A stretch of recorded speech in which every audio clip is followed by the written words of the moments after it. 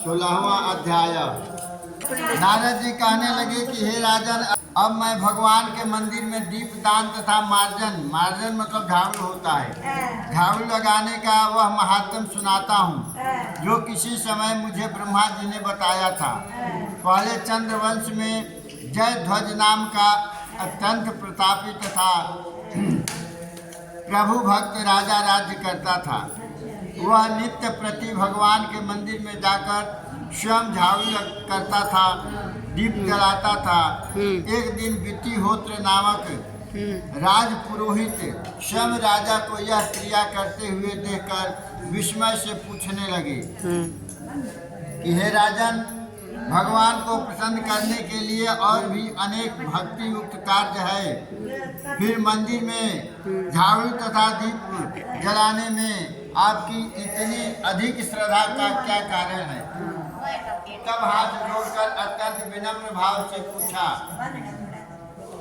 राजा ने कहा, महाराज, इस संबंध में मेरे पूर्व जन्म का एक अत्यंत विस्मयी कार्य इतिहासी जो भगवत कृपा से मुझे इस जन्म में भी स्मरण है, याद है। सतयुग में स्वरोचिष मनवंतर में वेद वेदांग का जानने वाला एक ब्राह्मण था जो अत्यंत विद्वान होने पर भी खोटे कर्मों में लिप्त रहता था। इन खोटे कर्मों के कारण उसके बंधु बांधवों ने उसका परित्याग कर दिया था। एक दिन भूख प्यास से अत्यंत दुखित हो वह घूमता फिरता नर्मदा नदी के तट पर जा पहुंचा और वहीं पर उसने अपने प्राण त्याग दिए। उसकी स्त्री भी व्यभिचारिणी थी, अतएव उसके बंधुओं ने उसे भी घर से निकाल दिया। उसी के गर्भ से अत्यंत पापी में उत्पन्न हुआ। राजा सुना रहे हैं अपना बीती बात। उस जन्म में मेरा नाम दंडकेतु था। स्त्री तथा द्रव्य के लिए मैंने गौ, पशु तथा अनेक मनुष्यों की हत्याएं की। एक रात्रि को किसी दूसरे की स्त्री से भोग करने की इच्छा से एक सुने देवालय में गया। वहां जाकर वस्त्र से स्थान साफ किया, फिर दीपक जलाया। इतने में ही इस सुने मंदिर में दीपक जलता देख ग्राम रक्षक वहां आ गए और मुझे चोर या डाकू समझकर उन्होंने लाठियों से प्रहार किया, जिससे मेरी मृत्यु हो गई। प्राण निकलते ही भगवान के दूत वहां पर आ गए और मुझे सुंदर विमान में बैठाकर बैकुंठ को ले गए। कार्तिक के महीने में भगवान के मंदिर में झाड़ू लगाने तथा दीपक जलाने से मुझे इतना फल मिला कि कई कल्प तक स्वर्ग में सुख भोग कर अब मैंने चंद्रवंश में जन्म लिया है। यदि श्रद्धा भक्ति पूर्वक यही क्रिया कार्तिक में किया जाए तो उसके पुण्य का कहना ही क्या है, अर्थात अनंत फल प्राप्त होता है। दीपक जलाना और झाड़ू लगाने। नारद जी ने कहा, हे राजा पृथु, अब दूसरे के दीपक जलाने का महात्म सुनो। मनु के वंश में रैवत नामक राजा का भद्र बुद्धि नाम वाला पुत्र था। फिर उसके यहाँ सुदर्शन नाम का अत्यंत पराक्रमी पुत्र उत्पन्न हुआ। भद्र बुद्धि की राजधानी नर्मदा के तट के समीप महेंद्र पर्वत पर थी। एक बार शिकार खेलने के लिए सुदर्शन अपने साथियों के साथ वन में गया। घूमते फिरते हुए उसने नदी के उस पार एक सुंदर कन्या को देखा तो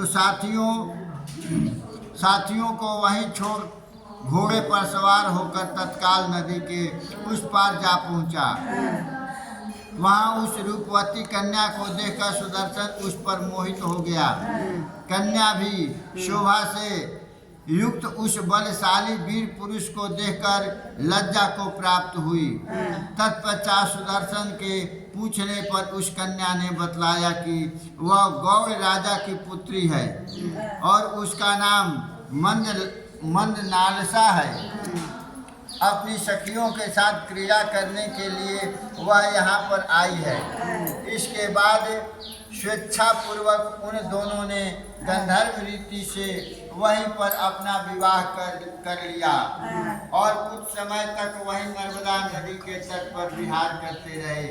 फिर अपने घर पर आकर आनंद पूर्वक रहने लगे। कुछ समय बाद राजा भद्रबुद्धि अपने पुत्र सुदर्शन को राज्य सौंपकर स्वयं वन में चला गया। सुदर्शन बड़ी कुशलता पूर्वक राजकाज चलाने लगा। रानी मंदनालसा सदा अपने पति को विष्णु भगवान की पूजा का उपदेश करती रहती थी। इस प्रकार राजा रानी दोनों ही भगवान के अनन्य भक्त बन गए। उन्होंने भगवान का एक स्वर्ण मंदिर बनवाया। दोनों ही उसमें भगवान का पूजन और दीपदान किया करते थे। एक दिन रानी मंदिर में दीप जला रही थी कि उसी समय राजा ने उसे बुलाया, परंतु दीपक जलाकर आने में रानी को कुछ देर लग गई। इस पर राजा सुदर्शन ने क्रोध में आकर रानी से कहा, तुम तो कहती थी कि पति ही स्त्री का देवता है, फिर दीपदान में इतनी देर लगाकर तुमने मेरा अनादर क्यों किया? यदि देरी का कोई अन्य गुप्त कारण हो तो कहो। तब सती साध्वी मंदनालसा अत्यंत स्नेह युक्त वचनों से बोली, हे महाराज, मैं दीपदान का महत्व आपको बताती हूँ। अब आप ध्यान पूर्वक मेरा चरित्र सुनिए। पिछले जन्म में अन्न ग्रहण करने वाली मैं चूहिया थी।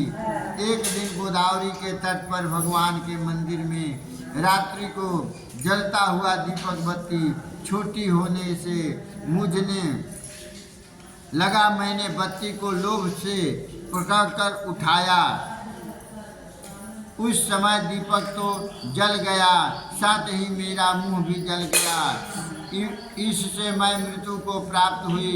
परंतु क्योंकि रात के समय भगवान का दीपक प्रज्वलित कर दिया था, इस कारण मैंने ऐसा सुंदर रूप पाया और आपकी रानी बनी।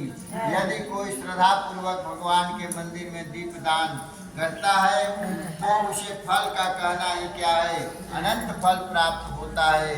अपनी रानी के मुख से यह वचन सुनकर राजा सुदर्शन ने आजीवन कार्तिक मास का व्रत करके भगवान के मंदिर में दीपदान किया और अंत में वैकुंठ को प्राप्त हुआ।